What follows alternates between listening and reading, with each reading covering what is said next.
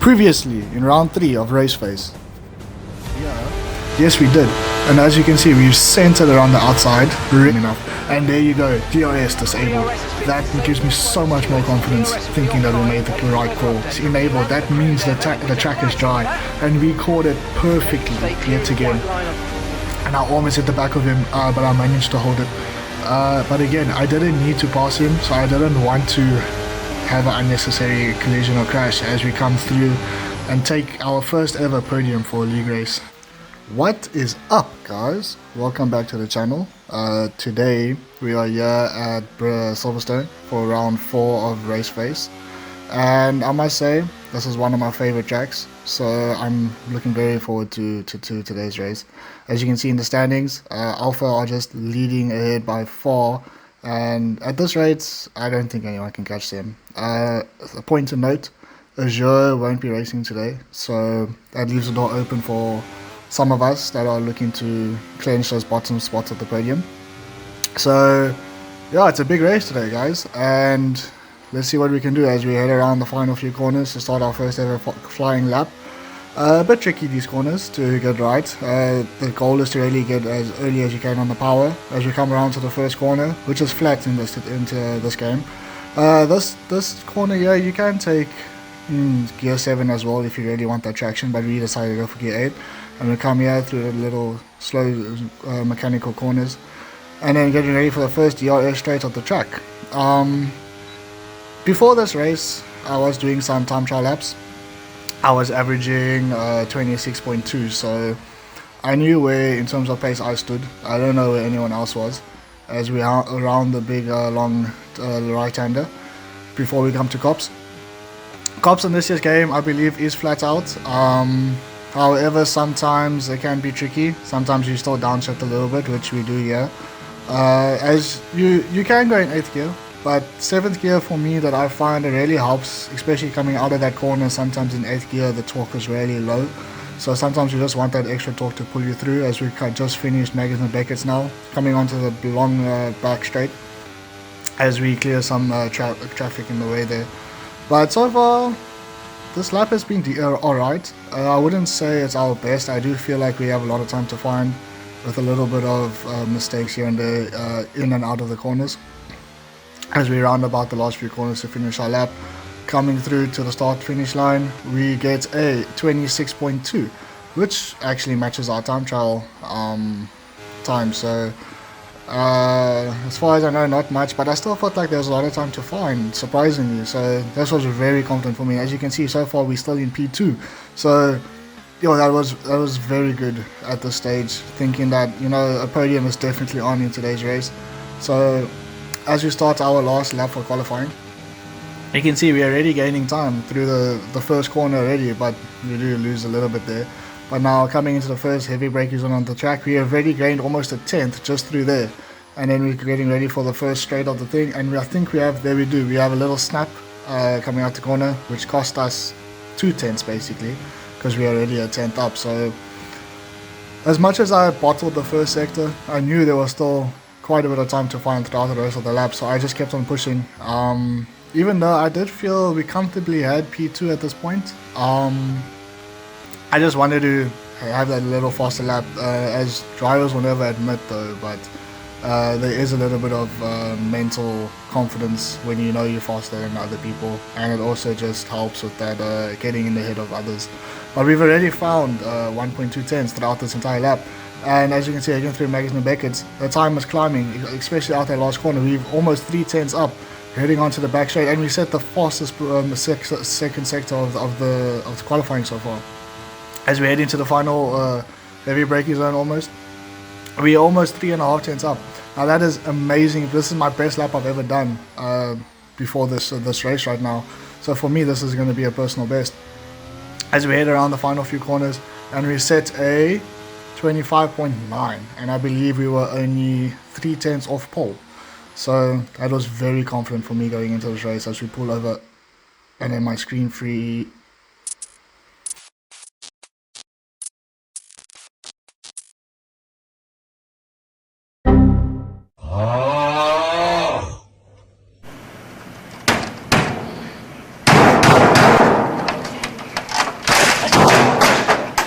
Yeah, literally just after qualifying, my game crashed. Now, I was struggling to get in, but I did manage to, and I believe we were 3 laps down.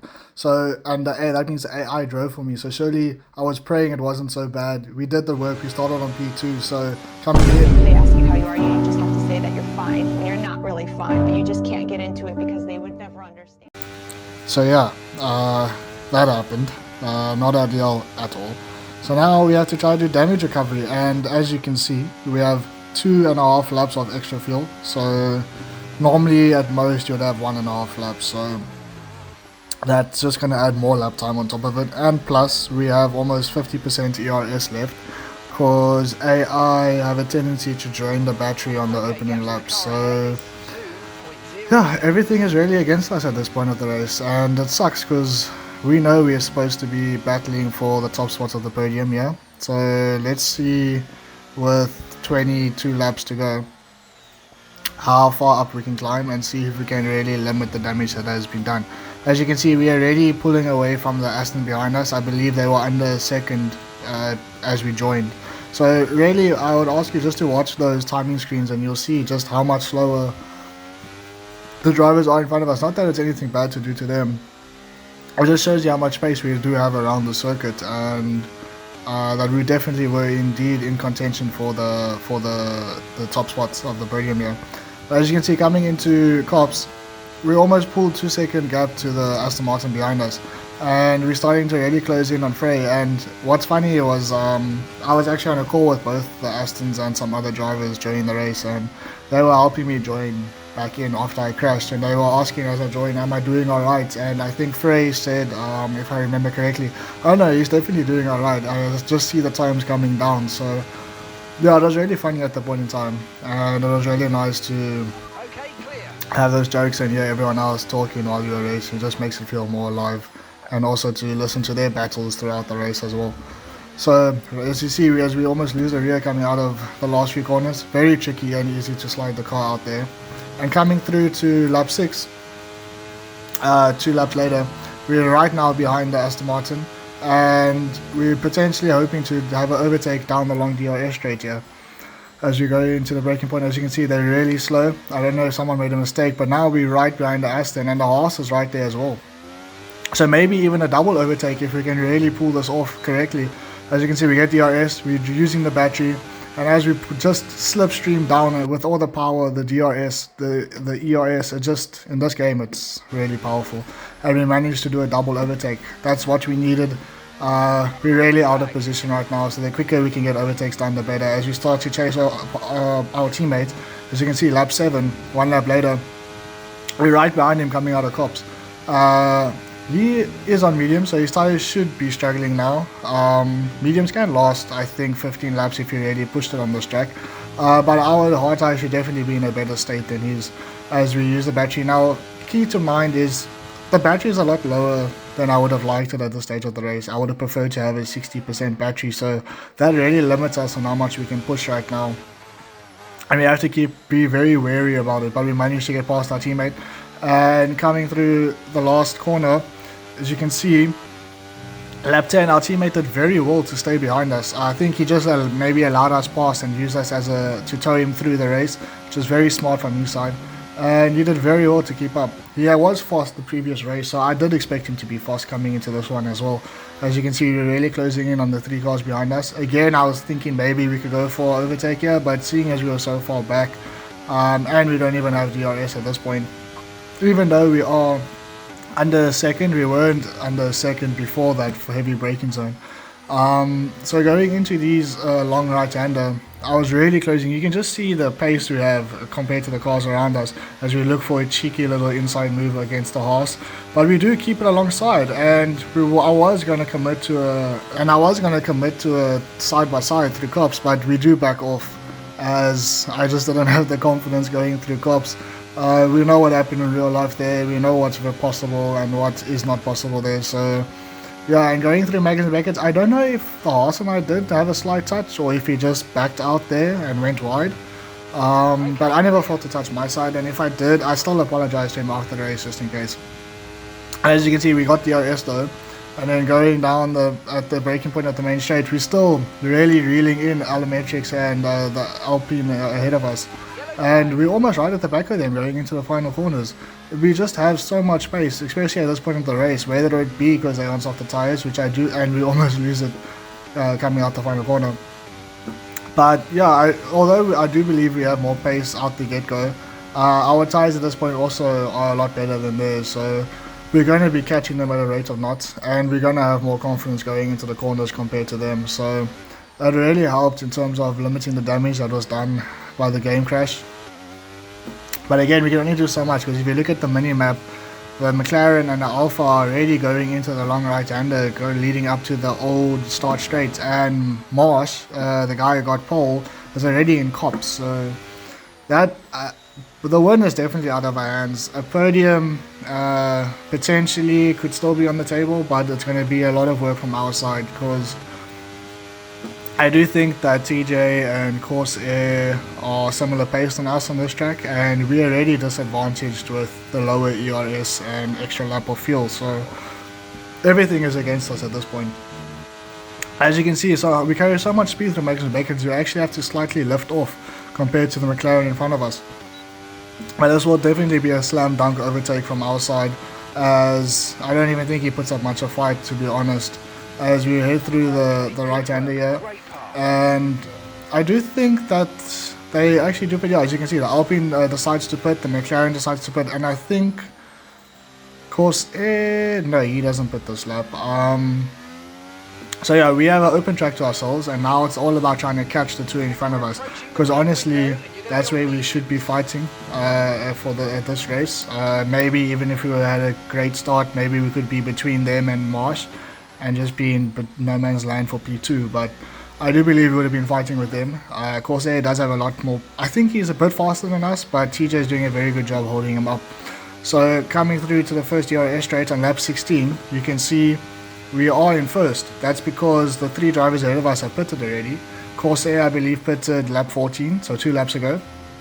And TJ pitted lap 15 along with Marsh, so they're already behind us. So we stayed out the longest, and the reason for that was I thought to myself, I have similar pace to them, which means catching them is not going to be easy. I already have a heavier car because of the extra fuel. So my only chance of slightly catching them would have been fresher tires. Now, yes, I could have prolonged it and gone to softs, but in a previous race I did do that, and even with 10 laps to go, those last 3 laps the softs just fell off completely, and I had similar pace to the medium runners, so I thought I would go with the mediums, and I would guarantee a constant fresher tire compared to them. But we do know, because of their undercut, I will be falling back even further than I was before the pit stops. I believe it was still 5 seconds when they pitted to third place. So, and yeah, as you can see, I went very slow into the pit stops. I always forget on this track that the speed limit is 20 km lower than most tracks, so I normally always get myself a 5-second penalty there. So I really took it easy into the pits. Just to avoid that, that might have cost us half a second. If you want to be severe, maybe a second at most, but we knew we would pull it back with the fresher tires. And as you can see, we're falling down the order. We're back into fourth, and I do believe Allometrics will pass us as well.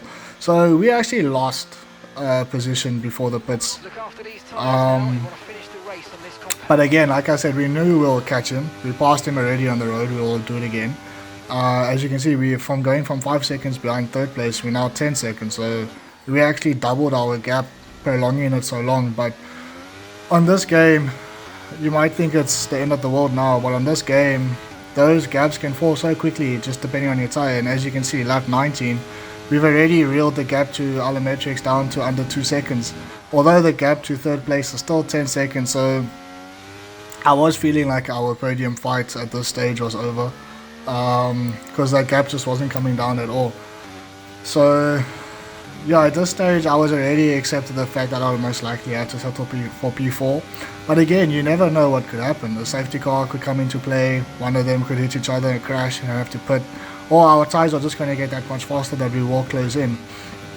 And as you can see, we're almost under a second now to the McLaren in front of us, and we've just got it to under a second. I don't know if we're going to get DRS, we don't.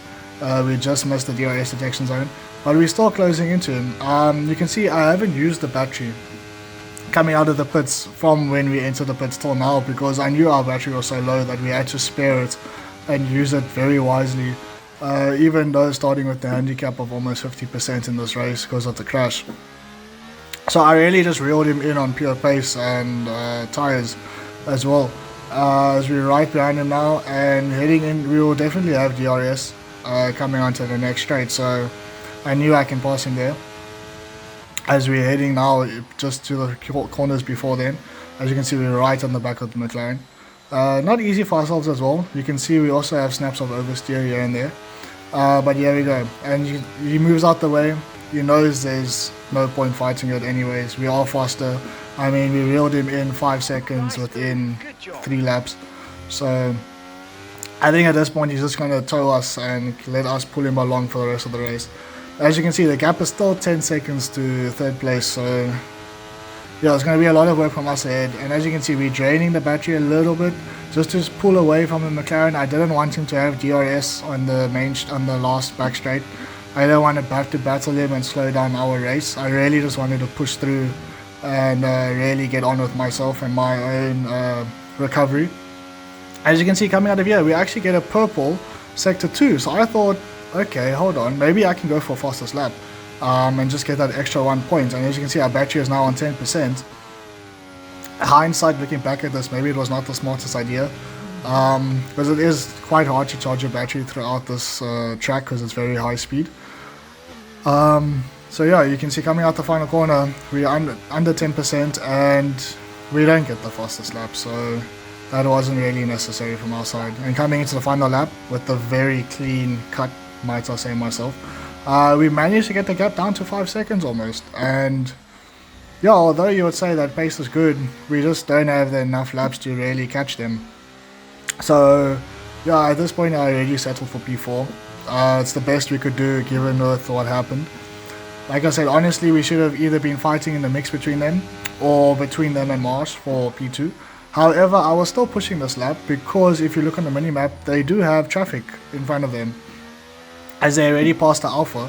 So I thought to myself, I mean a Ferrari, not an Alpha. So I thought to myself, if they could hold them up just enough, maybe I could just catch Corsair in terms of penalties to get a net P3. But as you can see, it's just not really holding them up enough. So although we are still doing our best to push, we just knew that the podium was just not for us today. Granted, we did an amazing job to recover. I mean, if you look at the Astons, they only rounding out that right-hander before going into the old back straight, and the other one was on the first DRS straight, so that shows how much gap we pulled to everyone else starting in P10. But yeah, we did our best for damage limitation. Should have been a podium from our side. We did the work in qualifying and we were just unlucky. But P4, given with what happened, you know, I'll take it. It was still a fun and enjoyable race.